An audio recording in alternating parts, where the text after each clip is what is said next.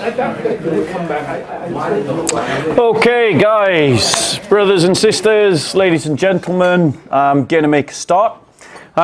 As all of you probably know, this is a series of talks through Lent where we are talking about the major challenges that the Christian church faces in England, and particularly the Church of England as well. And we've covered two topics. We've talked about the church and liberalism, and we've talked about the church and Islam, and now we're going to talk about the church and demographic collapse. And I would say that this by far is the biggest challenge that the church faces, and it dwarfs everything else. We've raised so far, all proceeds for these talks, your £10 tickets, which hopefully you've paid at the counter, and if you haven't, please do at the break.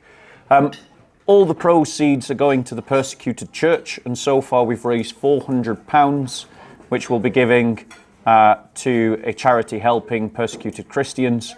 We're hoping to raise at least 800 by the end of the talks. So without further ado, let's jump right in. In the name of the Father, and of the Son, and of the Holy Spirit. So in England and Wales, those people that identify themselves as Christian, their average age is 51.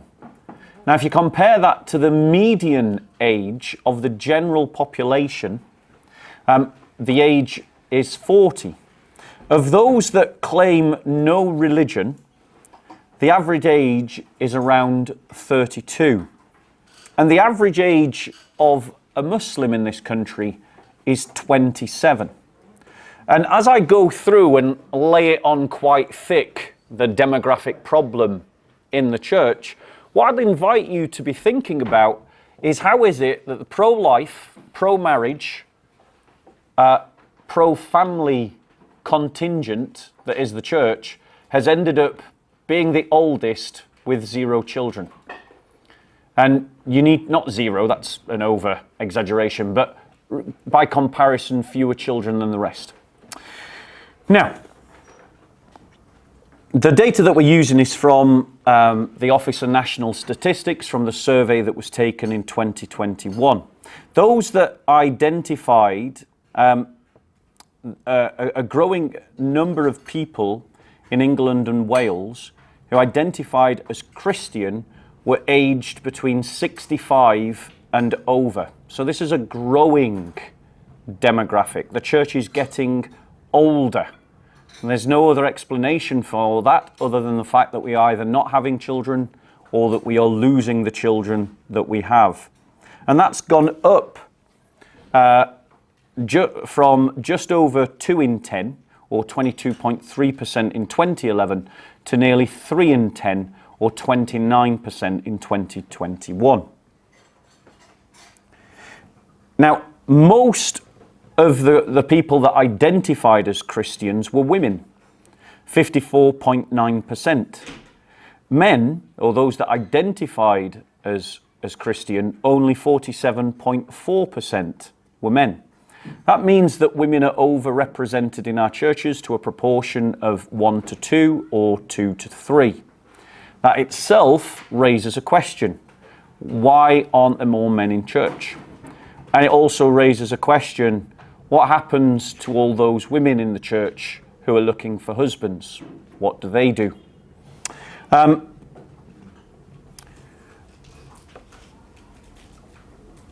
with us.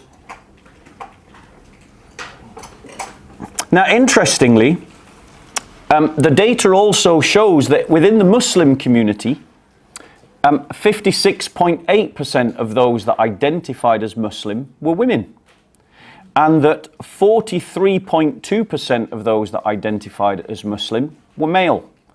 But as you're going to see later, that's because Muslims are having more children, and that this can be accounted for just for the fact that they're having more girls than boys.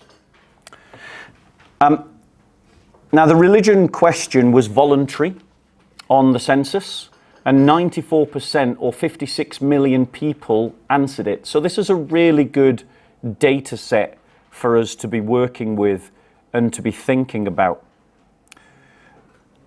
Now, for the first time in modern history, less than half of the population identified as Christian, only 46.2%, or 27.5 million people identified as Christians. And we can obviously slash that number again when we actually start thinking about practicing Christians versus Christians who are by name only. 13.1%, this represents a 13.1% decrease from 59.3% or 33 million in 2011. Now, by contrast, the number of people who identified as no religion was the second most common response, and it increased by 12 percentage points to 37.2% of the population, or 22.2 million, and that was a leap from 25.2% or 14.1 million in 2011. So something's happening there, isn't it? This is this process of liberalization, of secularization, that's impacting the church. By contrast, the number of those that identified themselves as Muslim was 3.9 million, or 6.5% of the population in 2021. And that's up from 2.7 million people, or 4.9% in 2011. Hinduism also has grown with 1 million people, or 1.7% in 2021, and that's up from 818,000 or 1.5% in 2011. Now, this can be explained by looking at causes like a higher birth rate, mass uncontrolled migration, particularly from the Muslim world, but also conversions, particularly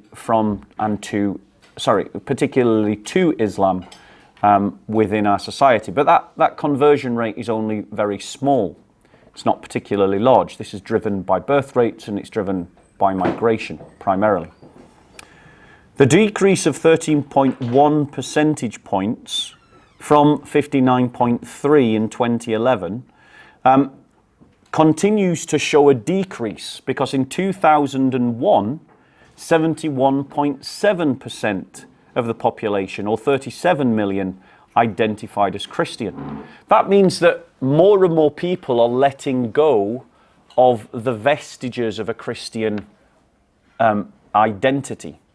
In other words, it's just that even the cultural name-only Christians are dropping the title. And that is a trend that we can expect to see continuing at the next census in 10 years' time from 2021.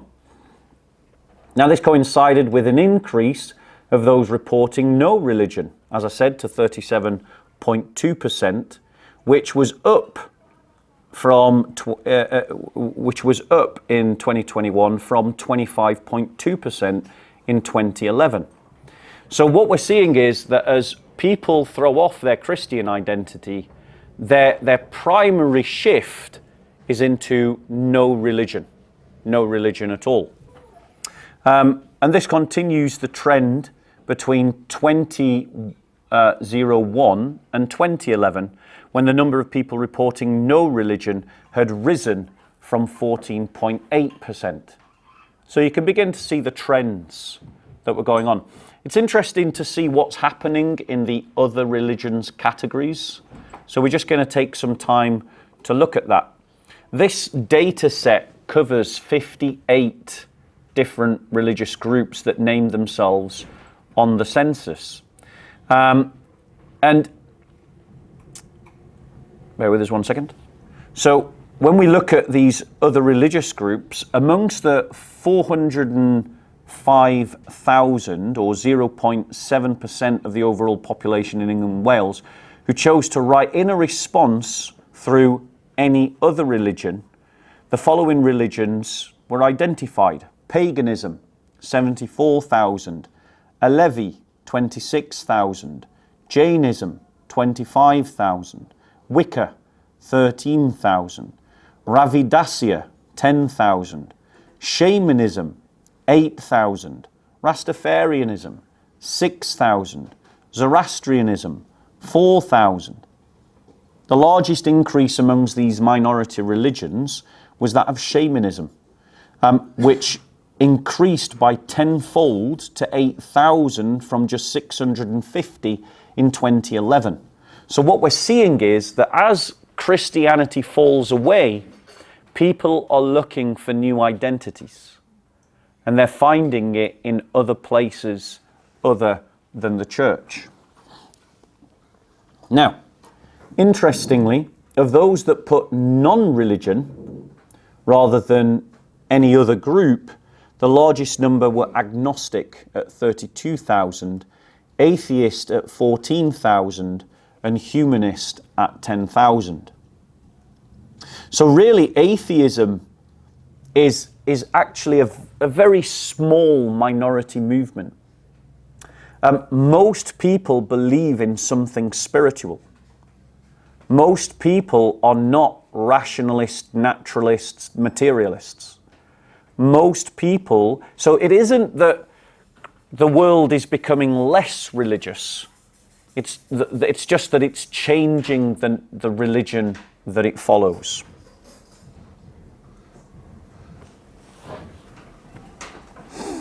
Bear with me one second. So just to let you know, as I was preparing this talk, I became ill during the week. So so the talk is unfortunately suffering from the fact that I ended up having to down tools partially for some of the time. Okay, so now what's interesting is that Wales has seen a greater decrease of people reporting their religion as Christian. So 14 percentage points decrease from 57.6 in 2011 to 43.6 in 2021, and a greater increase in no religion, which is a 14.5 percentage point increase from 32.1 percentage in 2011 to 46.5% in 2021. So no religion is growing fastest in Wales. I do think that there is probably a link there to higher levels of using the welfare benefit system, in that you tend to see that societies where welfare benefits are strongest, belief in God decreases. You see this in Sweden, you see this in Norway, you see this in Denmark, and I don't think it's accidental that there's higher percentages of unemployment in Wales, and that as result, and that with an increase in the use of benefits. There were increases in the number of people that describe themselves as Muslims, as we've already said, which has gone from 3.9 to 6.5% in 2021, which is up from 2.7 million or 4.9% in 2011. And we've already talked about a similar growth of an increase of 0.5% amongst Hindus, which indicates, considering that Hinduism is not a religion that seeks converts, that one of the drivers is migration. I mean, you only have to read the newspapers to recognize this. It's not like this is mysterious.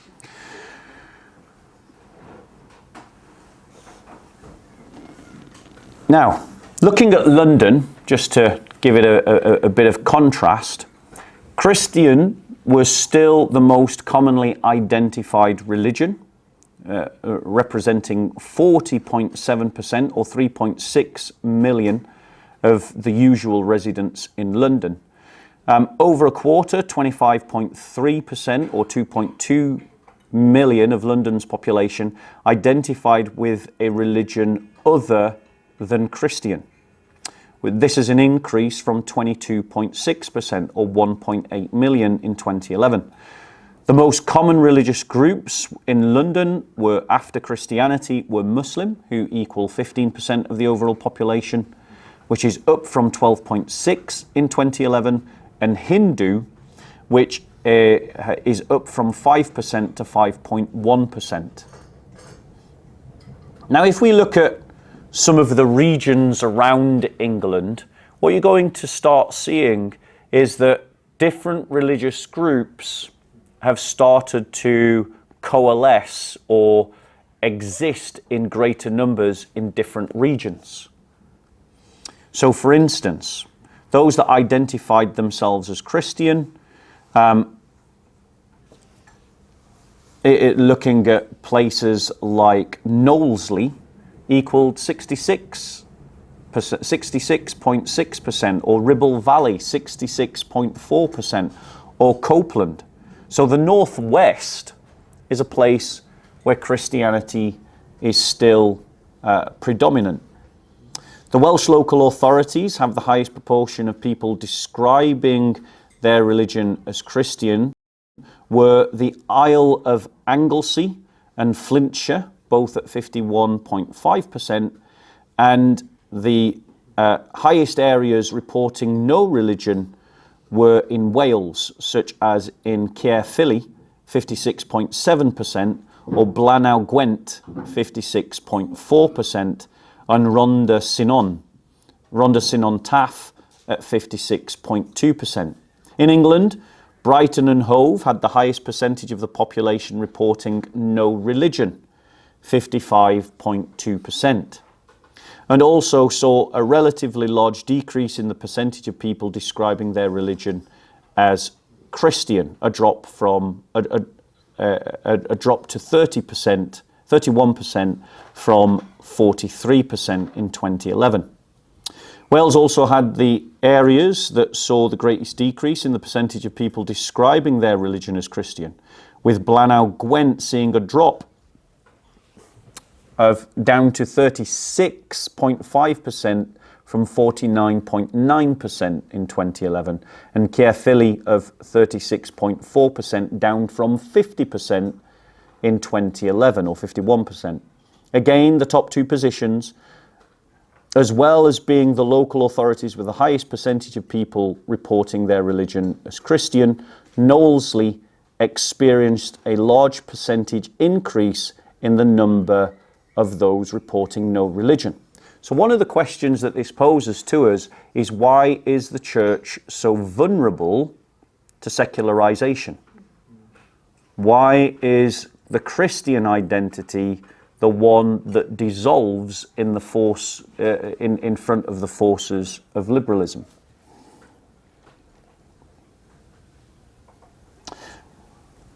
So Knowlesley also experienced a large percentage increase in the number of those reporting no religion, from 12.6, or just 18,000 in 2011, to 27.2%, or 42,000 in 2021. This increase of 14.6 percentage points corresponds with a 14.3 percentage point decrease in the percentage of people in Knowlesley who identified as Christian. This can't be by accident. These two numbers correlate. So clearly what I think is happening is that the cultural Christianity is being stripped off, and people are just dropping it because they feel that they can. It's no longer necessary to call yourself Christian. It's no longer even respectable, possibly, to call yourself Christian. And that means that perhaps with such increases and decreases, that we can expect that the number of those that said that they're Christian and mean it was slightly higher, no matter what as a percentage, is slightly higher, no matter how they might understand the faith.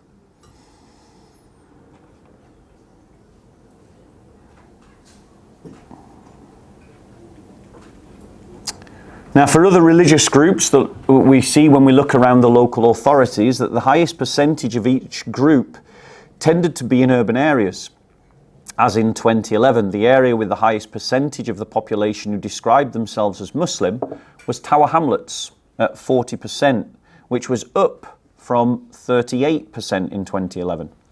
Other areas with high percentages of people who responded as Muslim, including Blackburn, with Darwin at 35%, and Newham at 34.8%.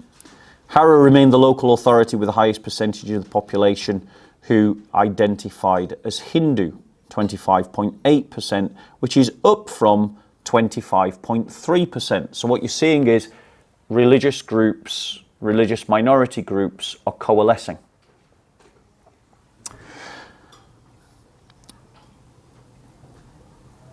Now, Leicester, which had the second highest percentage, had a greater increase of 2.7 percentage points, up from 17.9, up to 17.9, had a greater increase of 2.7 percentage points, which was an increase to 17.9 or 18%, up from 15.2% in 2011. The areas with both the highest percentage overall and the largest percentage increase of people describing their religion as Sikh was Wolverhampton, which went from 9.1% in 2011 to 12% in 2021, and Sandwell, which went up from 8.7% to 11.5%. The areas with the highest proportion of people describing their religion as Jewish were Hertsmere, 17%, and Barnet, 14.5%. The area with the highest proportion of Buddhists was Rushmore at 4.7%, and the area with the highest percentage of people reporting any other religion in 2021 was Enfield at 3.1%. Enfield was the only area with the largest increase in people reporting any other religion, or up from 2.5%. So this shows you that there's something in belief that's connected to being surrounded by people like you. In other words, there's a social reinforcement that occurs when all your neighbours and your friends have the same belief system as yourself. It's called social reinforcement. Now, one thing that came out of the census in 2021 is that it actually started to look at the religious composition of households. And within the survey, 17.3 million households responded. 32.7 of those households, or 8.1 million, all the members who answered the religious question reported the same religion. 20.4% of households, or 5.1 million, all members who answered the question reported no religion. 13.7% of households, or 3.4 million, all members who answered the question reported a combination of the same religion and no religion. Now, I'm willing to put money based upon the other stats that there we're talking about Christian households.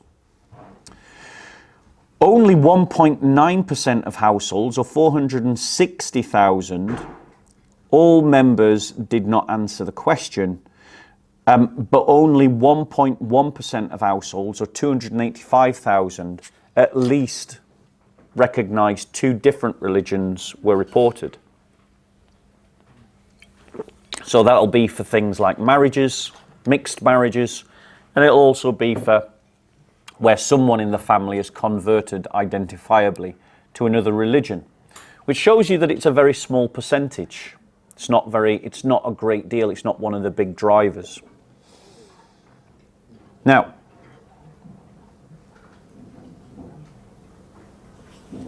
bear with us. So while 1 in 20, or 2.7 million people in England identified as Muslim, which was about 5%, only 1.5% of people in Wales identified as Muslim, so just under 46,000 identified in this way. Those who identified as any other religion made up the smallest part of the population in England, 0.4%, or almost 228,000. While in Wales, this was the case for those who identified as Jewish, 0.1%, or just over 2,000. Now, what's really interesting is when you start to look into these figures, when you start looking at the age groups. and the ages of the people. So we've already told a story right at the introduction in terms of the average ages. However, for both England and Wales, a much greater percentage of those who identified as Muslim were in the younger age brackets compared to other religions. And a much greater percentage of those who identified as Jewish or Christian were in the older age brackets, 50 years and over, compared with other religions.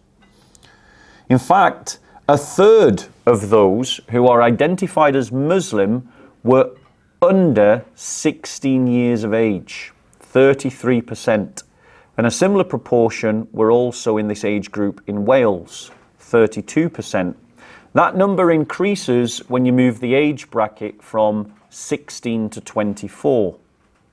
Around 4 in 10 of those who identified as Christian, or 43%, or Jewish, 40%, were aged 50 years and over.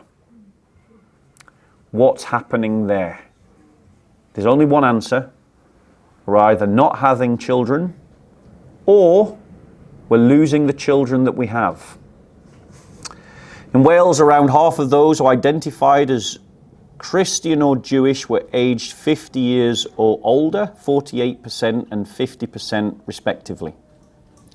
Now I want to look at the Church of England particularly, because unlike other churches, the Church of England, being run by bureaucrats, is very good at keeping pieces of paper and making records and doing analysis of its own records.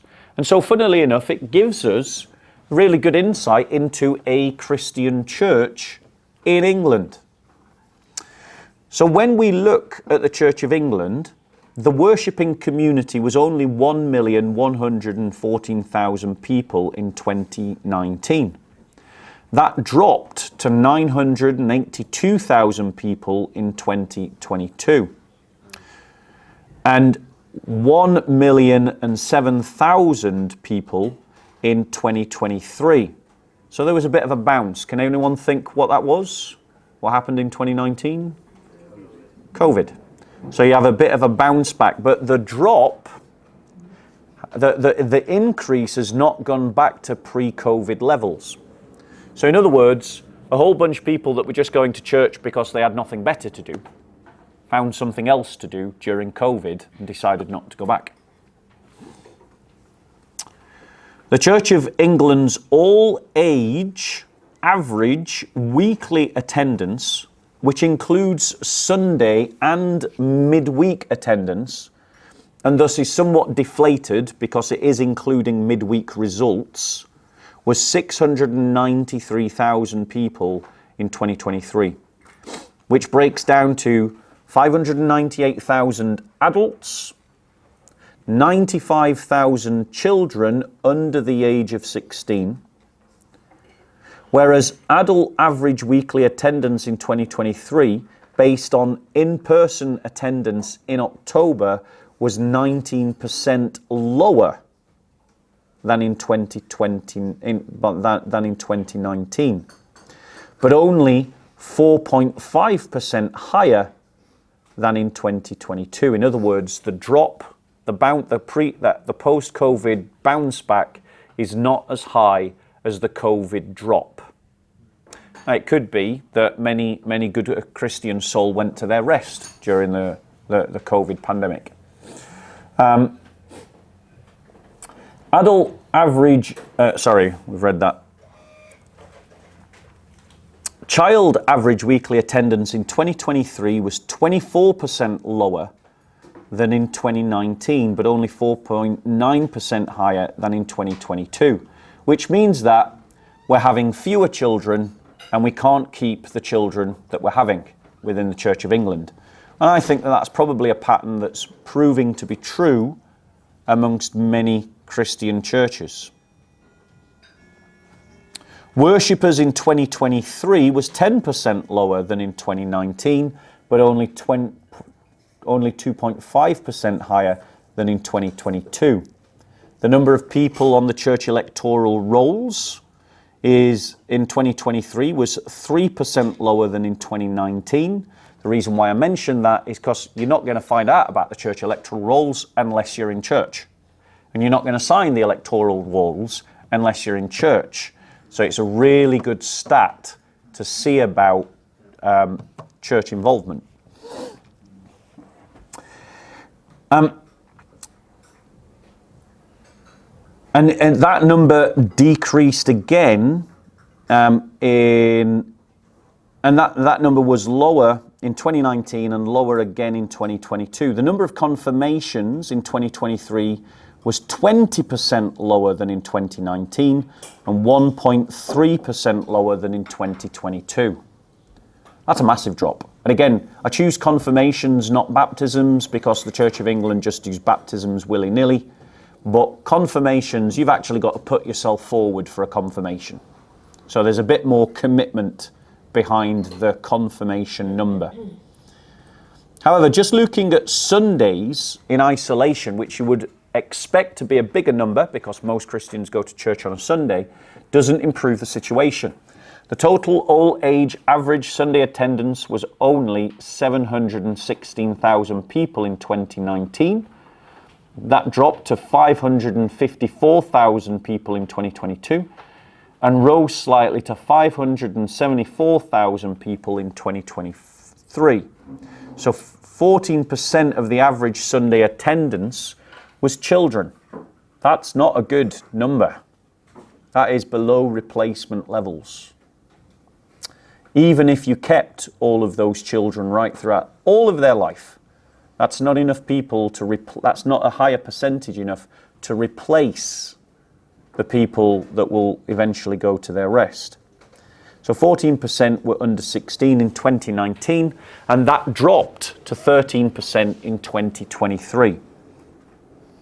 The reported age distribution of churches worshipping communities has changed somewhat since 2019, with a greater proportion aged 70 and over in 2023 than in 2019, and it continues to be the case that most people age 70 and over make up a larger proportion of the Church of England's worshipping community.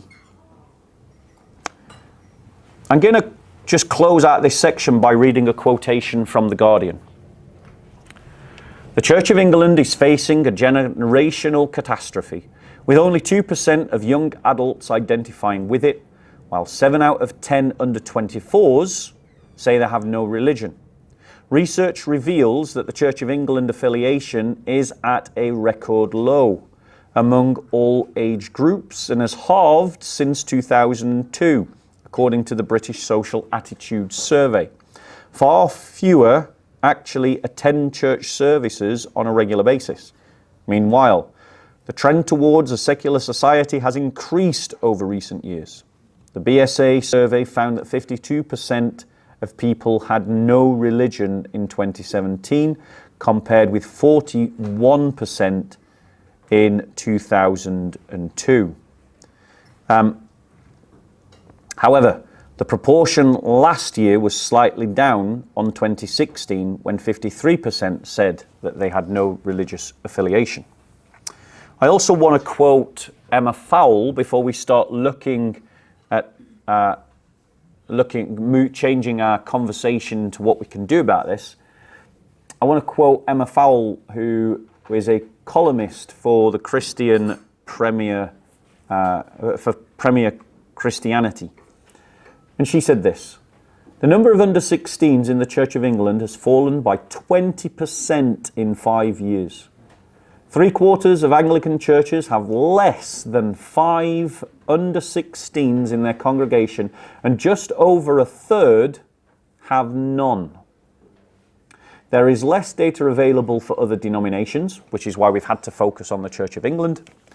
But Youthscape, which Emma Fowle belongs to, believe the picture is not much better elsewhere, and in some quarters is worse. If something is not done to halt the decline, they conclude in a recent report, we could hit ground zero within a decade. Children and young people could be entirely absent from our churches. Quite simply, the church in England and the Church of England is facing a demographic collapse. And our leaders are not talking about it. Put your hand up if you've ever been to a sermon or a seminar run by a Christian leader talking about the issues that I've spoke about today. Surprise, surprise, not a single hand. And I suspect that if I filled this room 10 times more, I would still get no hands. Because our leaders are not dealing with this issue. Annabelle Wielden-Clark from the Engage Network said this: almost all church denominations have a ratio of men to women of 1 to 2 or 2 to 3. The imbalance of male and female is present across all age groups. It's not just about older women living longer than men. In the majority of the church, the middle class sector, there are up to 3.4 times the number of unpartnered women to men. And how could we possibly ask those women not to get married when we haven't provided them men to marry? Why are men not being drawn to the church? This is a question. So let me finish by giving you some ideas about what I think we could do about it. The first thing that we need to do is to rip up completely everything that we think is normal about the rule book of how we do church, how we do dating, and how we do family creation, and how we do raising our children as Christians, because it clearly is not working. And there is no point repeating obvious failure. But yet, because there is a small c conservatism within the church, that mere fact is going to be resisted by a lot of people that will want to just repeat a system that is failing because they lack the imagination to think of something different. Congregations across denominations and within denominations need to work together to convert the non-Christian men that the Christian women are forced to date and marry because there aren't the Christian men to date and marry. And we need to give a dispensation to women that within the congregation they can date non-Christians, and that we will, as our congregations, we will support them in converting that man to the faith. And we need to do that deliberately. The church needs to embody a more masculine spirituality that give men something to get their teeth into, that looks like a them versus us culture, a sense of the personal challenge, the personal responsibility to embody the faith, pride in their Christian culture and identity, and a clear sense of who their opponents are. Just look around you in this room. Most of the people in this room are men.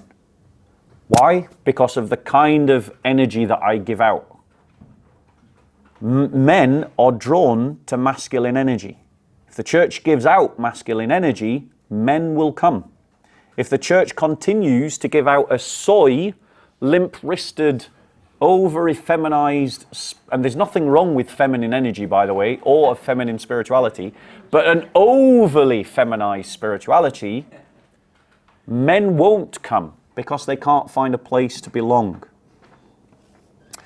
We also should look at examples of Christian communities that are bucking the trend.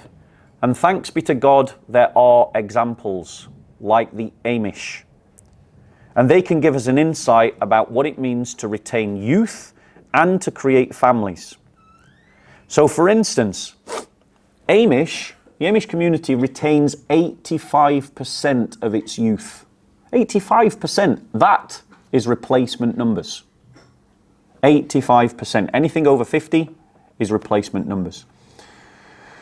Now, that actually increases to 97% if you go into the more conservative Amish groups, and it drops to 35% when you go into the more liberal Amish groups. That's telling you a story right there. It's all about conserving your identity. They do not raise their children to look like the world, to sound like the world, or to behave like the world around them. They raise their children to be different to the world around them.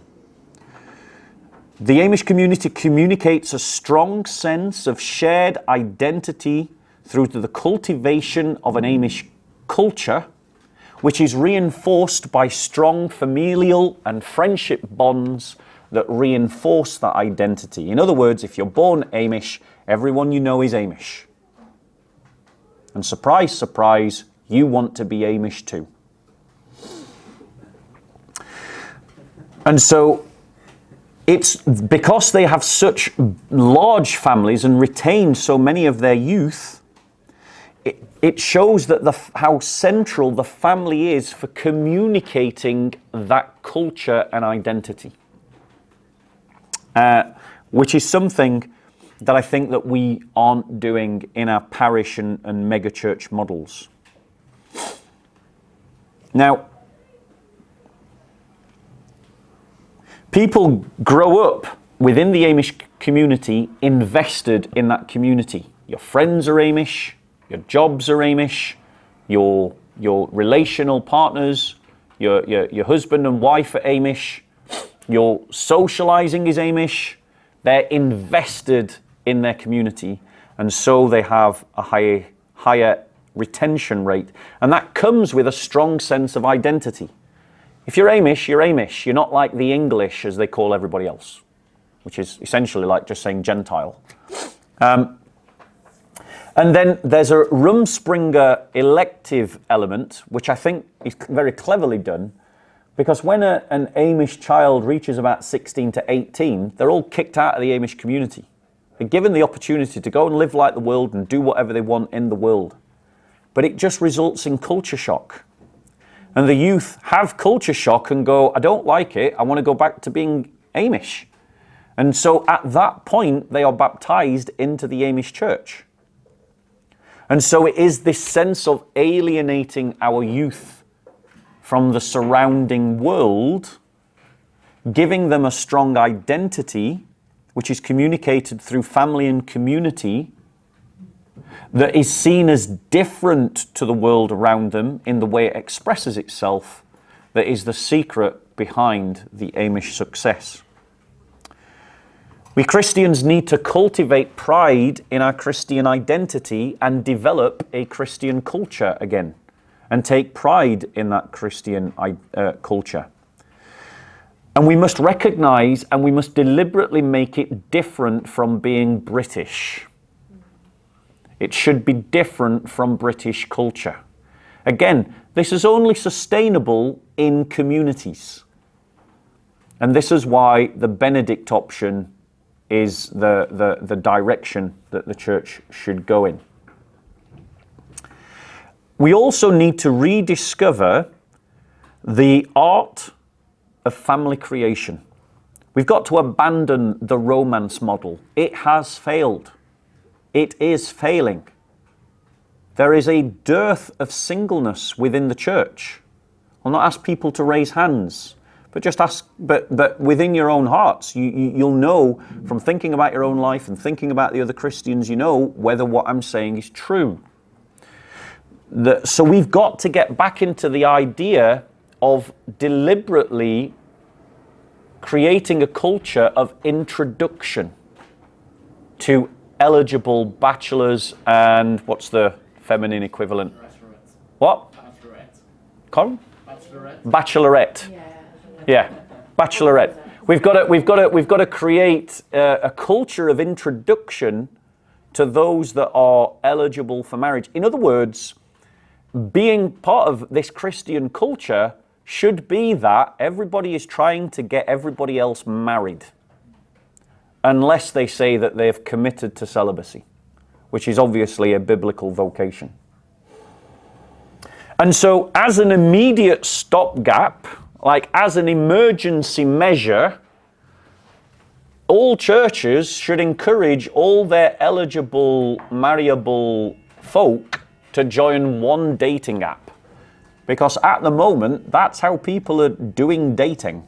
So if we stick all of our Christian community in one place, we increase the chances of making an increased number of Christian marriages. And I would say, it seems to me SALT is the biggest, in the English-speaking world, is the biggest Christian dating app. So all churches should be encouraging their young people to get on SALT.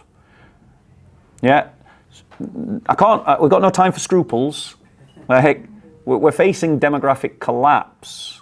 This is an emergency. This is a real demographic bomb that is about to blow up in the church within the next 10 years. And whilst dating apps may not be the most Christian way to date, they're certainly better than going to a nightclub or a bar.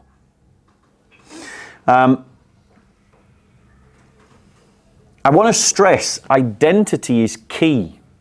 Families need to identify as Christian and nothing else. And they've got to incorporate within their own family traditions and customs things that reinforce that identity. It is in the family that discipleship should happen. It is not the job of the youth worker to disciple children in the Christian faith, and yet that is the attitude that we seem to have taken in our churches. We offload the youth to the youth worker, and we think a 30-minute spiritual chat once a week is going to count as discipleship.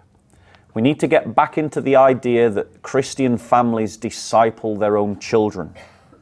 And the youth worker actually should probably act more like a consultant to each family in the church about how they can cultivate and disciple at home, because that's where discipleship needs to be done. And they could help them to imagine what a Christian culture looks like and then run activities in addition to that. So in other words, the youth worker operates as a supplement to what's happening at home. Youth activities need to be age specific, and when they get to teenage years, it needs to be all about reinforcing identity and strengthening pride in Christian identity. And we must alienate our children from the world around us. These ideas will work best if they are done by Benedict communities, and that's where Christians all gather regionally into one place, and they should consolidate, and we need to consolidate the number of congregations by shrinking the number of buildings that we use, so that we have fewer buildings and bigger congregations. It is all about communal consolidation. Youth in areas, in geographical areas, whether they're done by postcode or constituency, should be all pooled together, whether that be cross-denominationally or within a denomination. And Christian youth work and Christian youth workers should work supporting the Christian youth that is pooled together. So in other words, say in a postcode or a constituency, you only have one Christian youth group, and all the Christian youth workers help to run that one Christian youth group so that it becomes a bigger unit, and so that you don't have that awkward situation of 2 or 3 teenagers sitting awkwardly around one another, but they actually belong to a group of 50 or 100. And again, that would help in facilitating building a strong sense of identity.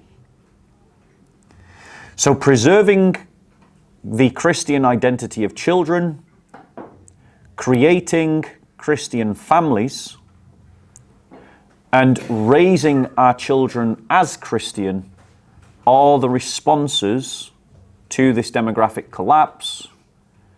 But the ways that we are doing all of these things have failed, and we need to acknowledge that fact, rip up the rule book, and start doing something differently. Thank you so much.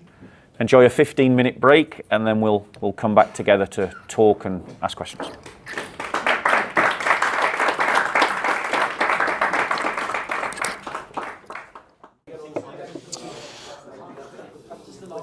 Okay, guys, so Everything about our previous conversation has been to kind of frame this section of what we're about to talk about. And so now this is your opportunity to ask questions and to make points. And so what I'll do is I'll if you want to ask a question or make a point, feel free to put up your hand and then make your point. If just because I want to get around as many points and questions as possible, I will start to time. So if, so basically no speeches, please. Cut to the point that you want to make and have less preamble, if that's all right. So who wants to go first? First come, first serve. Go on. You mentioned about the Amish and the Buddha community. And if Amish kids, they go out and they come back, it's because they can't live elsewhere. And they have to come back. Yeah. So it is not necessarily that they are an impact in the society. Similarly, Bruderhofs, they have like very, very little influence on the society. Even if their numbers are going high, the impact on society is less. I don't want to say that. I want us to learn the right lessons from the Amish. And I never mentioned the Bruderhof, but I understand why you mentioned the Bruderhof. But we can. I'm using them as an example of what we can learn from them. I mean, you can't ignore the fact that they retain between 85 and 97% of their youth. On average, 85% of Amish youth continue to be Bruderhof. That's at replacement levels. So we should learn, what are they doing that we can learn from? That doesn't mean that everything that they do is right or legitimized. So for instance, the fact that the Amish don't do evangelism and missionary work would be a criticism that I have of the Amish. But that doesn't mean, but if you look at communities that do raise their children to have a different identity that expresses itself differently, even in the UK, like Jewish Orthodox children or Muslim children, they have a higher retention rate. And they are, and certainly with regards to Muslims, they're also missionary as well. So these two ideas of raising your children in a way that is different to the world around them doesn't mean that you have to exclude mission. And I wasn't trying to suggest that. So, next. Go. Well, I'll carry on the same thing about the Amish, that they also don't prepare their children to mix into the outside world. So it's so alien to them that it's too much. And the other thing is, it's healthy to exchange ideas and talk to other people. Whereas if you're isolated, you've only got one way, where you're really isolated from the rest of the world, and you need to listen to ideas. Yep. The other thing was about the figures that you gave us. I just wondered if there was a website, because I would have found it better to have a visual. Yeah, you can just go to the Office of National Statistics. And then also is it the church website, the Anglican Church website? Yeah. All right. So in response to that, I would just point out that the more liberal attitudes of exchanging ideas and exposing our children to other ideas isn't working for the church. We're losing our children. Like, when I say rip up the rule book of what is normative, I really mean it. Like, Christian children should be raised in Christian communities where they are raised as Christians and they grow up amongst Christians. Exposing them to other belief systems and other cultures and encouraging them to interact with the world around them before they've become instilled and invested in their Christian identity has resulted in a huge loss of Christian children. And this, for me, is connected to the fact that lots of churches do a very bad job of passing on identity or a sense of identity to the next generation. And so you tend to find that churches that approach Christian life as just, or Christian belief as just a series of intellectual assents to certain doctrines or dogmas, have a much lower retention rate. Whereas Christian communities that express their faith as a culture, like the Coptic Church in the Islamic world, have a higher retention rate. And so, and the reason why the Coptic Church has survived for so long is because they kept their children away from experiencing other ideas as much as they could, of interacting with the world around them, though they are being eroded. And so I actually disagree with the premises of your comments. I think that that's just a case of repeating failure. I think we need to do things differently. Can I just mention Northern Ireland then? So Sorry, can I just take a question? Go on. Yeah, can I ask about community? I was thinking of the film The Witness, the Amish. And they'd all work together building a house for someone, wooden construction. And there's this power in community. Yeah. And the apostles, they had everything in common. And I went to a Christians Against Poverty fundraising event. There was a woman who said, "I've paid off my debts, but my car's broken down. I'm like to lose my job." And I told her a story about, I now do a car share with someone in the next street. They go in our church. I've got my bike here. They've actually taken over my car. So I thought we need to learn this thing about community. Yeah. That and Sunday lunch, I know people in the church who say we always have one extra place, so we can invite someone extra for Sunday lunch. Yeah. And each TB where I used to go would have a summer holiday, the focus holiday, where everyone camps together, families, community. Yeah. And they say it's the highlight of the year, having this sort of camping holiday in the New Forest. But the kids meet other kids. And so I'm saying about community. And I agree with you, it is really about community. So how much better would it be if all of those people lived in the same street, lived in the same neighborhoods, lived in the same constituency, lived in the same town? Like, I agree with you, community is absolutely important. And some churches do this better than others.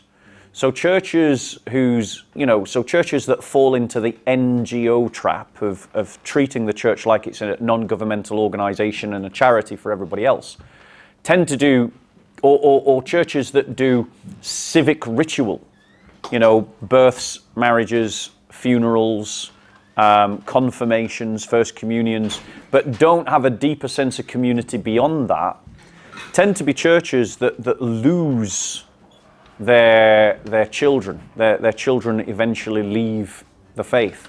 So we've got the only way you can be community is to spend time together, and that is fundamentally the oxygen of community. It's all about how much time you're spending together. But let me ask a quick question, and I'd ask everybody to put your hand up. On average, how many of you would say that you spend 10 hours a week with people from your church? Right. Right. So, Benita, you expanded it out to Christians, and I'm very sympathetic to that position, but I just meant your church congregation, 10 hours. Right? We've got 2 hands, 3 hands, 10 hours a week. How many of you are more than 10? Right. How many of you are less than 10? Less than 9? Less than 8? Less than 7? Guys, focus. Less than 6? I don't know whether your hands are up or down. Like, okay, So basically, most of you put your hands down the moment we said less than 8. How can you have a community when you're spending less than a working day with one another? That can't be a community. That's not even a workmate. You spend more time with work colleagues than that. And so, as Western Christians, we have a very poor and very cheap understanding of what community is. And that is something that needs to be addressed and challenged. Anyone else? Go on. So you talked about consolidating the Christian demographic into certain constituencies. So how do you think that we'd kind of lose our voting power if we did that? Because then we'd only be really confined to like one MP, for example. No, actually, I would argue you've got that completely wrong. So in the first past the post system, right now Christians can't elect Christians because we're too thinly spread out. Whereas if we consolidated our communities by constituency, firstly, not all Christians would consolidate into one constituency. You know, Baptists will go to one constituency, Roman Catholics to another, Orthodox to another, and you might get differences between Greek and Russian Orthodox or Ukrainian and Russian Orthodox. And so actually when you concentrate your vote, you make it more likely that you can vote someone into office who is from your community. Whereas now, what Christians tend to do is just vote for the candidate who happens maybe to be most Christian, even if that candidate isn't a Christian themselves. Go on, bro, you had your hand up as well. So yeah, my question's around retention and youth. So I've seen various people over the years like who've become Christian or are Christians when they're younger, but then to fall away, right? However, generally speaking, from what I've seen in youth ministries, there's not a lot of points around ideas, like apologetics, for example. It's lots of feel-good things and this kind of stuff, which I don't have anything against. However, surely, you know, if something's based upon immersion, it's easy come, easy go. As soon as you go to university, you're in the world, all your ideas have disappeared, you're atomized, but you're not in community, right? So do you believe there's a strong argument to be made to have, I'm not saying go all in apologetics for the youth, but I mean something like where there's some more strengthening of the ideas of why we believe what we believe?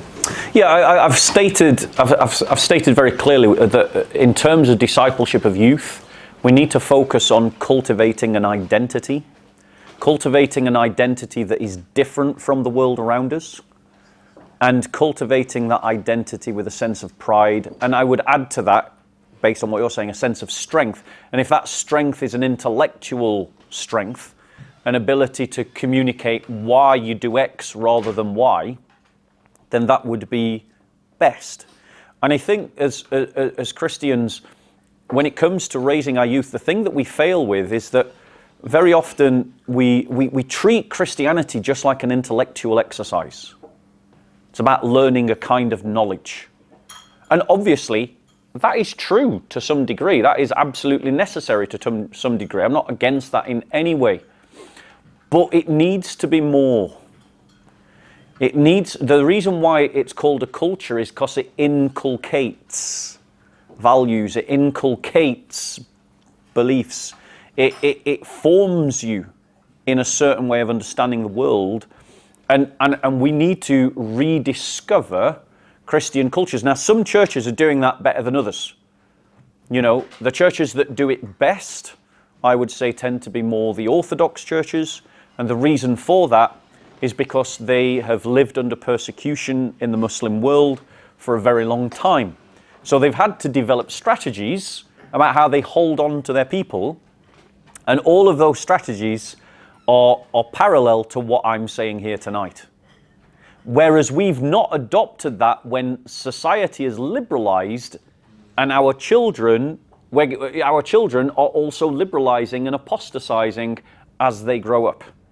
So we've got to recognize that we live in an alien culture that follows an alien religion, and we need to alienate our youth and our community from that alien culture, just as and just like Christians in other communities have done when they've been a minority. In other words, we need to take the stance of being a minority people. Come on, bro. I asked my nephew the other day, he's young, 9 years old, what Ramadan is. He told me what Ramadan was. I asked him what Lent is. Blank stares.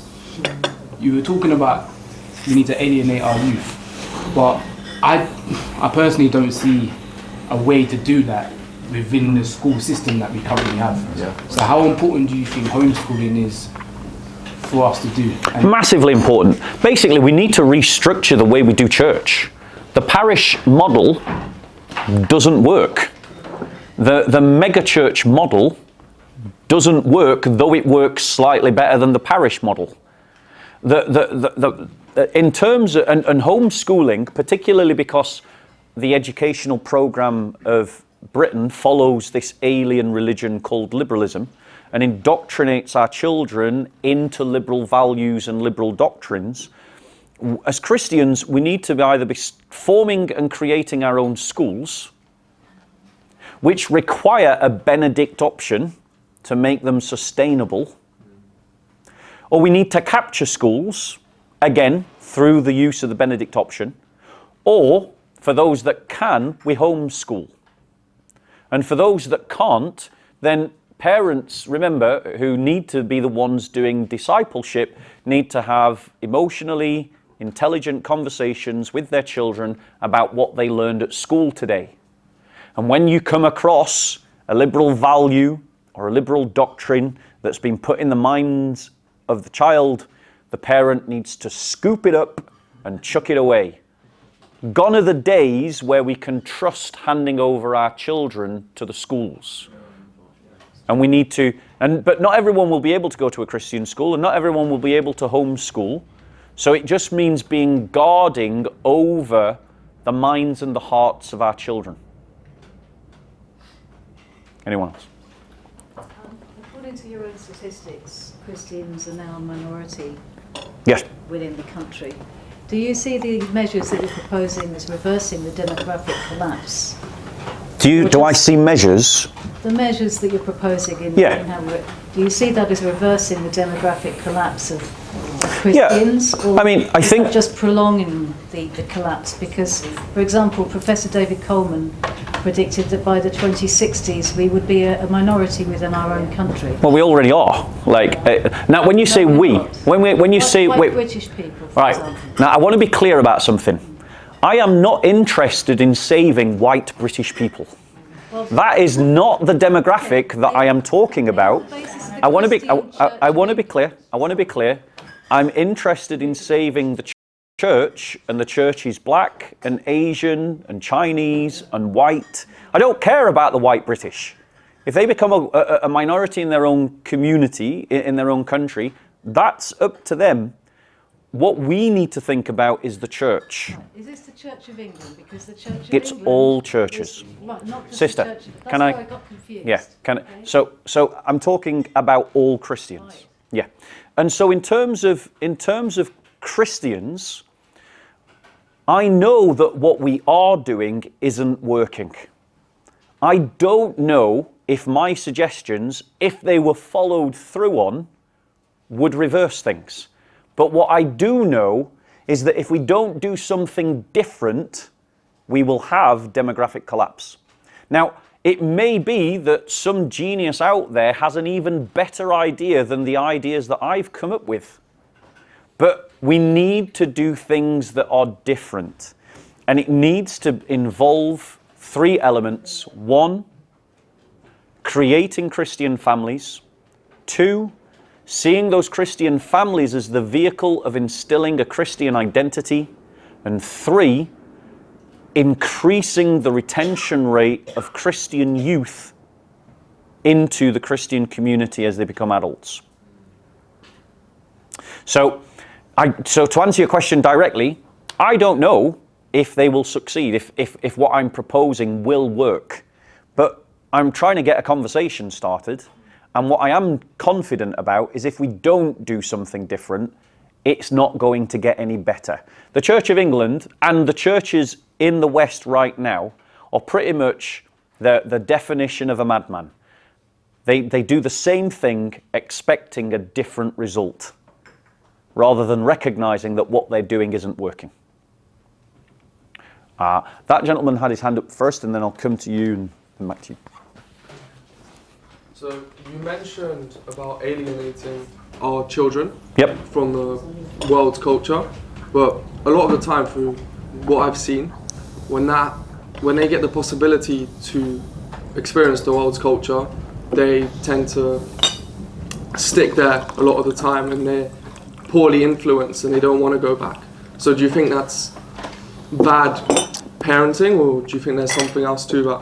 What do you think about that? Well, I would say that such a child probably wasn't alienated. A child that grows up to become a liberal probably was raised as a liberal. And that's why when they become an adult, they go on to live liberal lives. And the thing is, we do have to recognize that liberalism really is a different way of seeing the world. And so, because it is a different way of seeing the world, we need to be adopting the strategies of Christian minorities around the world and looking at what Christian minorities around the world have done to succeed in preserving their own identity. Like the Assyrian Christians, like the Chaldean Christians, like the Coptic Christians, like the Christians in India, like the Christians in Pakistan, like the Amish, you know. And when we look across all of these groups, we see certain common features. One, they consolidate geographically. Two, they emphasize a strong identity. And three, they focus on making sure that they create families within their own community. And so I would say that and I would just put in this caveat, the idea of alienating our youth to the world around us won't succeed if it's just done by an individual family here and there. Because part of the connection of the idea of alienation is this idea that you have a community that reinforces that different identity. In other words, it would be a disaster and probably not very successful if someone raised their children to be alienated from the community without a supporting community around them. And so, you know, and yeah, so there we go. I think it was this gentleman next, and then you, and then you. To your knowledge, are there any Christian churches that are trying to live the Benedict option at the minute in this country? Or are there any where it's even on the agenda? Yeah, the Bruderhof. The Bruderhof are an example of a Christian community living the Benedict option. And they're being very successful about it. You know, they've got a little... In the UK, they've got a little town that's owned by them, run by them. Nobody works, nobody gets a page, nobody gets a wage, but nobody needs anything. Everybody's needs are met, and everybody has a job. You know, and so the Amish community is a community. Sorry, not the Amish. The Bruderhof community is an example of a sustainable Benedict option. But you can only really talk about a Benedict community when you're talking in the hundreds, not tens and twenties. Though tens and twenties are proto-Benedict communities. And you know, in London, in East London, in Acton, there is a group that is, to me, what looks like a proto-Benedict community in Acton. I think they're called the Sword of the Spirit, and they live the Benedict. They live something like a Benedict community. Yeah, I think it was you next. I agree with you about community. I was very fortunate to grow up in Cornwall in a Christian home, and I can still go back now and feel part of a community. But I think with the way that things are going, people need to go to certain places and move away for jobs. So your idea of, you know, I don't quite understand how you expecting it to work, because it's turned into quite an individualistic society.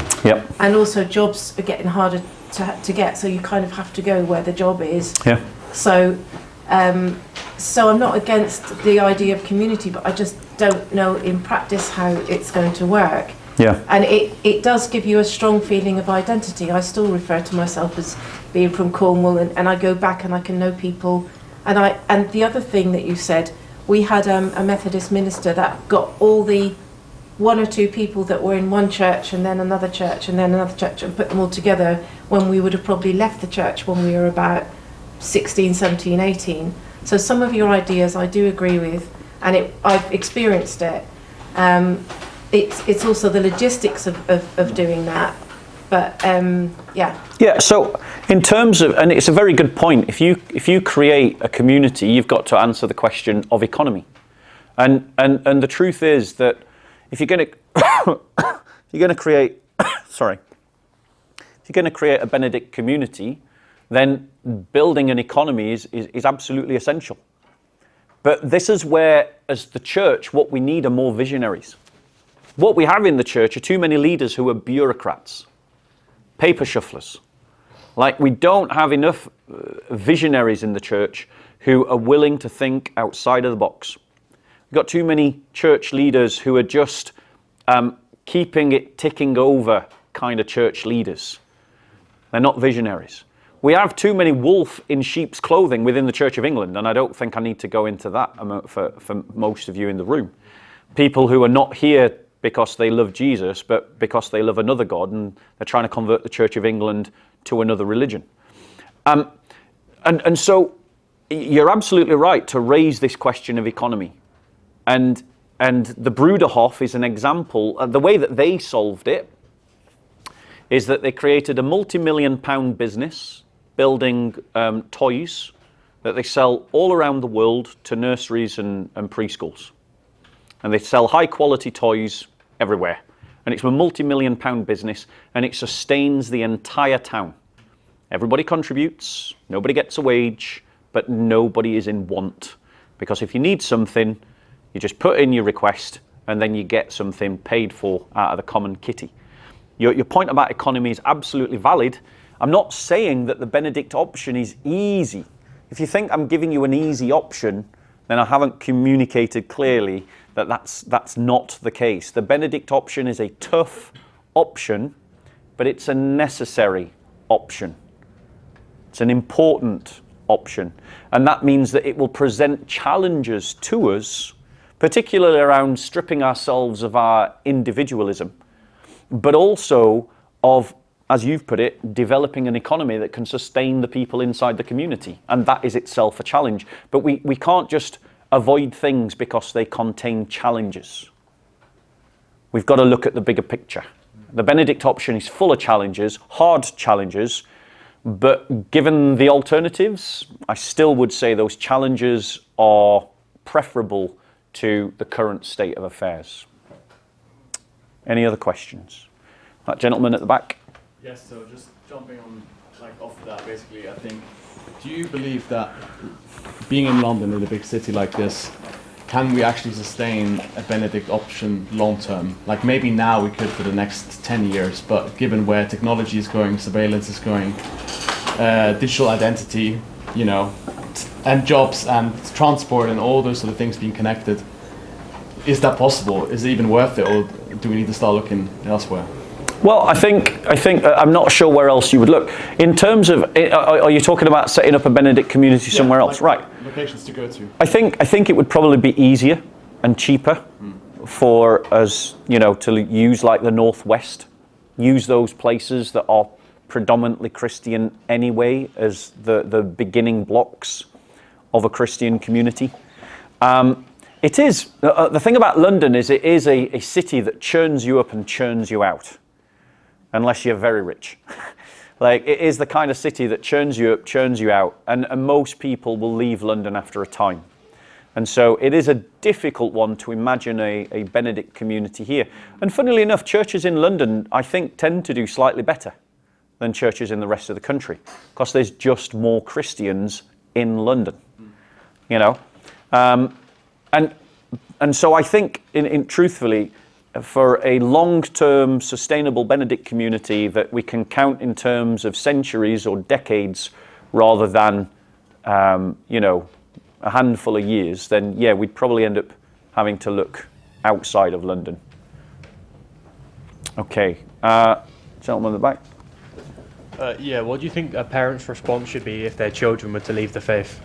Sorry? What do you think a parent's response should be if their child left the faith? I think there should be penalties. There needs to be cost. One of the reasons why children leave the faith so easily is because there's no cost. There's no consequence. In the Amish community, if you leave the faith, you don't get to come back. They don't talk to you. There's a cost. And I think that is one of the reasons why they sustain a higher percentage of retention. One of the reasons why English families English Christian families lose so many of their children is because there is no cost to changing your faith. It's just considered your own personal decision.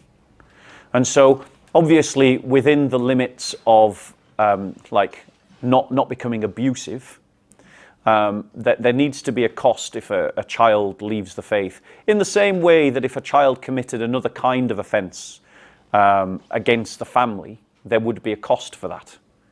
And that's part of what it means to have an integral Christian identity to your family.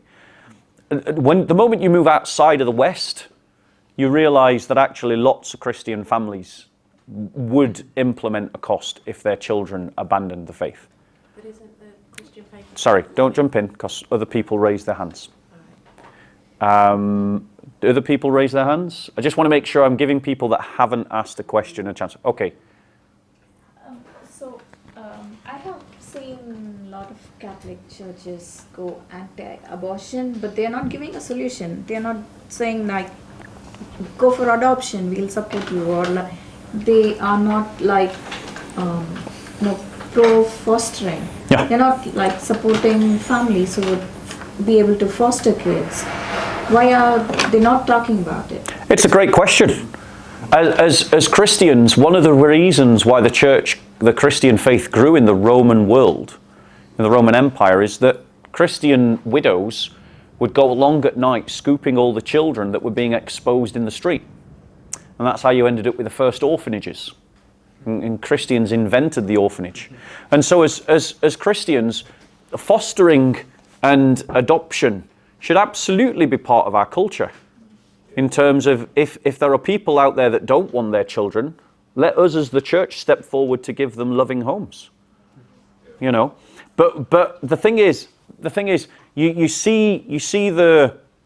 been cases in the UK and in America where Christian foster parents have been penalised because of their Christian faith. And in the sense of communicating their Christian faith to the children that they're adopting or fostering. And so this tells us again that the state is run by a different religion. It doesn't want Christians to be raising children in the foster system as Christians. And so we've got a situation where as Christians we need to think creatively. Outside of the normativity of liberal values. But you're absolutely right, that definitely should be part of the picture. Go on. Wait, was it you or? Yeah, go on. So you talked about like the preservation of young people in the younger demographic. But what about the quality of the people that we're preserving? Because of course we have to concern ourselves with the replacement rate. But what of the replacement rate of, for example, the priests or the pastors? Or the people within the church itself. Like, did you say the quality? Yeah, the quality. Or the quantity? The quality. The quality, yeah. Well, I mean, this is the point. Like, in my own experience, it seems to me that you can identify different kinds of church leader. You've got church leaders that are bureaucratic, and they just see their job as ticking all the right boxes and signing off all the right pieces of paper. Then you've got other church leaders that through either poor formation in the faith or actual cowardice, just go along with society because they don't want to get in a conflict with society. Then you've got, as I say, sheep in wolves' clothing. If you want examples of that, just look at the bishops of the Church of England. So many of them are wolves in sheep's clothing.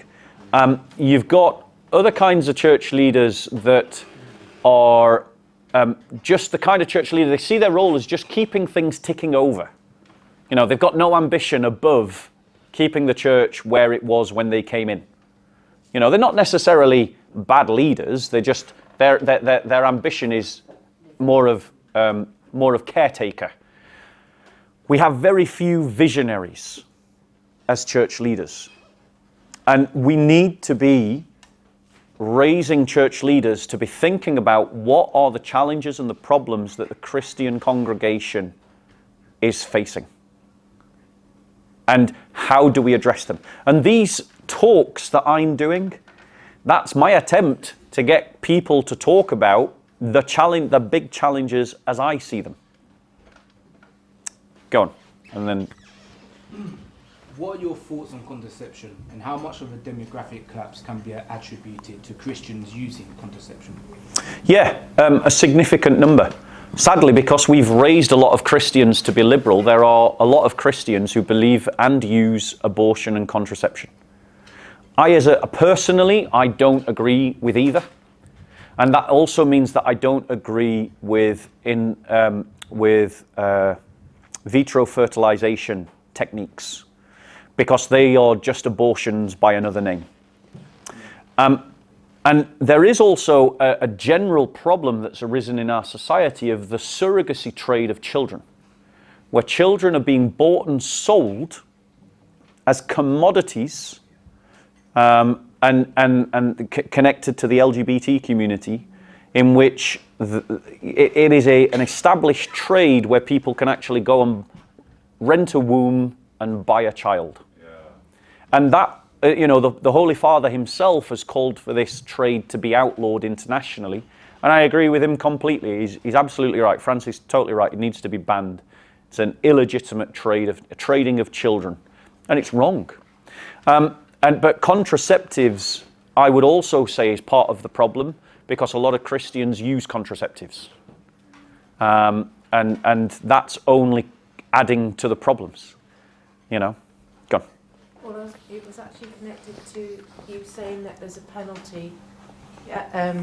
So I was following on from what you were saying. Yeah. That there's a penalty when someone leaves the faith. Yeah.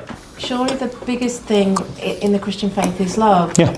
And not empty clanging empty words. Yep. So you love your children. Yes. And so I'm not sure there should be a penalty because you turn into a cult otherwise. Because a cult is when someone leaves, you don't speak to them. I've heard stories of Jehovah's Witnesses and they leave and they see their own parents, grandparents walking along the street and they don't talk to them. I see Jesus as outreaching and love. So I'm puzzled by the penalty you mentioned. If a child does something egregious to the family, should there be a penalty? Do we believe in discipline in our homes? I believe in discipline in our homes, and I believe an integral part of a Christian family's identity should be their Christianity. And so if someone egregiously offends that sense of the Christian identity of the family, there should be sanction. Just like if, for instance, said child smacked their grandmother in the face. So what kind of sanctions? Wait, please don't, so in terms of... Can we have a conversation if I can't make any comments? Because I'm taking questions from people, so you'll just have to raise your hand. So, because if I get drawn into a debate with you, then it stops other people from being able to ask a question. And other people are trying to ask questions. Okay? So, in terms of what kind of penalties, that's for the family to decide. And I think, obviously, penalties shouldn't be child abuse. This is not what I'm advocating. Penalties shouldn't be things that are against the law. I'm not advocating that either. But there definitely should be penalties if a child abandons the Christian faith inside of a Christian family. Because the Christian identity of a family should be integral to what that family is. And as Christians, we believe that there should be sanction for other offences against the family. Honour thy mother and father. Spare the rod and spoil the child. Sanction upon children is part of their discipline and a part of their formation. And the thing is, if we say that we can sanction them on all of these things, but not on abandoning Christianity, what we're saying is, ultimately, Christianity is not that important. Yeah. Okay. Who else? Go on. So you mentioned about Catholics moving together in a community and different denominations in their own community. Why not say, if you're moving, move like 10 minutes walking distance to to church, to any church, not necessarily your own denomination, that you could be a more, influence in that church, and then do life together as Christian community. Yeah. That would be like. So, good. I mean, you and me as ecumenists will have no problem with that. But realistically, most of the church is bound to denominationalism. And so, because most of the church is bound to denominationalism, it's just more realistic to encourage different denominations to form their own Benedict communities. And so, in terms of making it practical, whilst I would love, and maybe some Christians could even go and set up a ecumenical Benedict community. I know that the one in Acton is an ecumenical movement. It's an ecumenical group, the one in Acton. But realistically, I don't think I'm going to get Orthodox, Roman Catholics and Calvinists to all share the same town in terms of Benedict community. So realistically, it's better just to encourage each denomination to establish their own Benedict communities, and then the best church wins. I'm not trying to boil anyone's blood, but could I get some more info on what you meant by the trade of children related to the LGBTQ movement? Yeah, so right now, there is a blind spot in the law that the Pope has raised attention to, that I think more people need to be talking about, where you have gay families buying children from surrogate mothers. And this is a human trafficking trade. It should be made illegal. It's abhorrent, the idea that you can buy a kid, but it is something that is happening. Now, I want to be clear, I'm not saying that every gay couple is in on it and every gay couple is doing it. I'm not saying that every gay couple agrees with it. In fact, I'm probably sure that there's plenty of gay couples that agree with me that it's abhorrent. But it is a trade, and it is happening. And I would also point out, whilst it happens less, there are probably heterosexuals that are doing it as well. But the biggest customers are gay couples for obvious reasons. And so this trade, this human trafficking of children is something that should be outlawed internationally and across borders. Speaking of blind spots, I don't know what I would say if someone asked me what's the problem with an LGBTQ parents. I'm wondering if there's anything. So, bro, you're jumping in with a second question, yeah, and sorry. I've stopped other people from doing that, so I can't let you just come in with a second question. I've got to be fair. Go on. So, in terms of mass adoption of these ideas, I know like Elon Musk has mentioned this quite a few times over the last couple of years in terms of demographic collapse and this kind of thing. So it's in the zeitgeist, it seems. But how can these ideas be brought into churches? I mean, I can't see it being out of the question where a church is going, hey guys, for those who can, we'll look into over the next couple of years, move into this area, congregate. So how can we do that on a leadership level? And just allow these ideas, because it's clearly a problem, right? People recognise it, it's not up for debate, it seems. Yeah. So how can we get these ideas into the mainstream church and then implemented, or at least attempted? Yeah. We've got to start having the conversation. The problem is that our churches, because one of the things that's killing us as a Christian church is that we only have a very limited number of hours that we spend together. As identified in a straw poll with you guys, it's less than 9 for the vast majority of you. So, and you've got a bandwidth that's only that big, then you've got to use your bandwidth for that which you think is important. And so this is why you end up with silver bullet Christianity. Every problem in the church can be solved by another rosary. Every problem in the church can be solved by another saying of the prayer rope, the Jesus prayer. Every problem in the church can be solved by just more evangelism. Every problem in the church can be solved by a more biblical sermon. What we need to change everything around is just more of an experience of the power of God. Now, you might hear your own denomination in those characterizations. But because we are using that very narrow bandwidth to not build a broad spectrum community that involves the fullness of human life being expressed together as Christians, it means one of the things that's got shunted out of even the very basic conversation is family creation, the importance of family creation. We've basically obfuscated it, and we've handed it over to the world, and basically what we've said is, do what the world does, just don't have sex before marriage. And that's not working. Like, lots of Christians are having sex before marriage. And the reason why they're doing it is because if you live like a liberal, you will act like a liberal. And the whole point of liberal society is the sexual revolution of the 1960s. And so in what we need to do is, if we want a fuller, healthier, more minded community, we've got to expand the amount of time that we spend together, so that in addition to all of those silver bullets that I just mentioned, we can also do other stuff, like creating families, for instance, and many other things besides. And so, yeah, I think, does that answer your question? Did I miss it? Did I miss your question?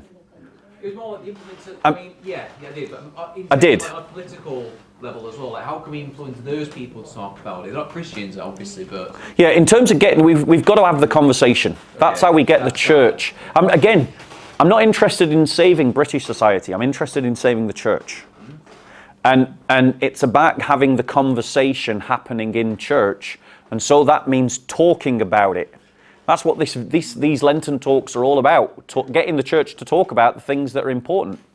You say you're not interested in saving British society, but Correct. How can you separate British society from Christian society when your first talk was all about how the Christian church was rooted in our history? Correct. And suddenly it doesn't matter anymore. Yeah, it's a very good question and very fair.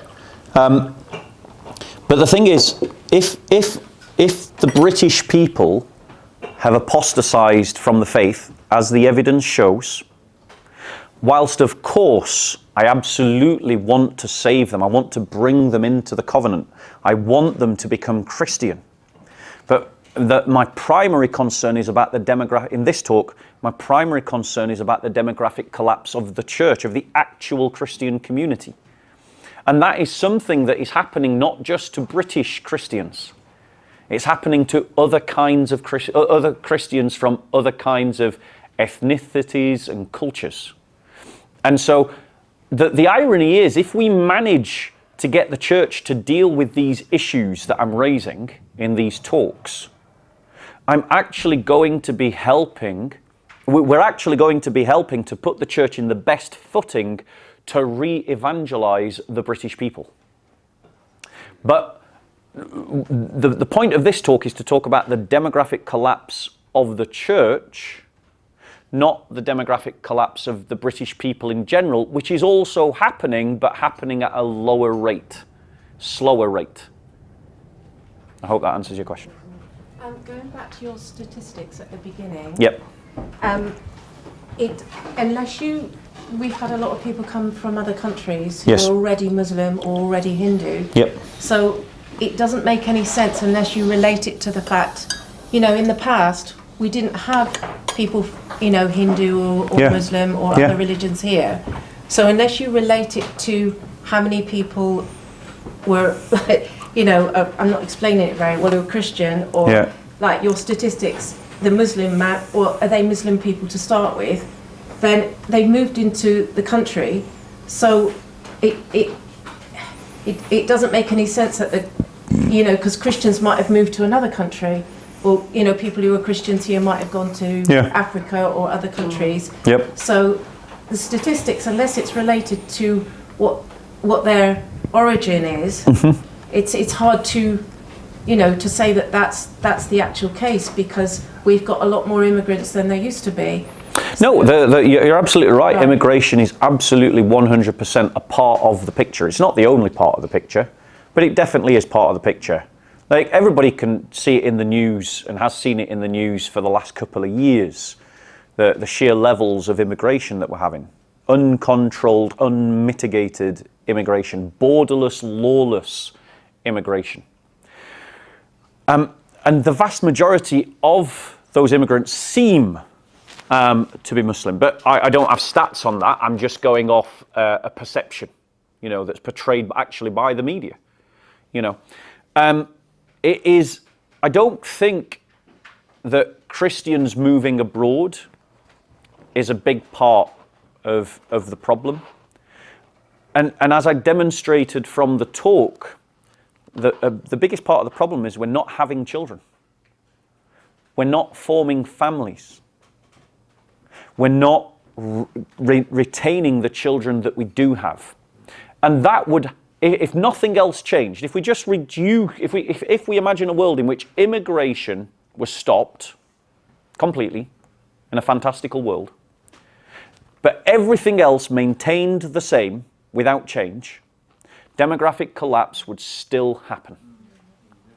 And so it's whilst immigration is part of the picture, it doesn't defeat the thesis to point out that you know, like the immigration and our view on and numbers on immigration could change the picture radically. Because what I was pointing out is your average Christian is 50 and above, which means that we're not having kids or that we're not retaining children. And the evidence shows that we're neither having lots of children nor are we retaining them. And you can just think about that in your own churches. Okay, I think. But, yeah. But what's the point? Even if you have one child or whether you have 10 children, have you brought them up according to biblical ways? Have you brought your child? Because education starts from your home. Education starts from home to community. Individual, family, community. And then it becomes a society. So if your child, even if I have one child, my child, I have not taught him what is Bible, who is Jesus, what is this, where my child is going. Well, exactly. My child will go into the world. Thank you very much. So like that brother said, that he knows, the child knows Ramadan. Yeah. But did he know what is Lent? Exactly. So And that's it's your family. And that's my point. That's the point that I actually made in this talk. Thank you for agreeing with me. It's all about discipleship within families. Yes. It's all about parents handing on their faith to their children, those children creating new Christian families, and then raising their children in the faith. And I'm afraid on that, guys, we have to bring it to a halt. No, on that we have to bring it to a halt. So thank you so much.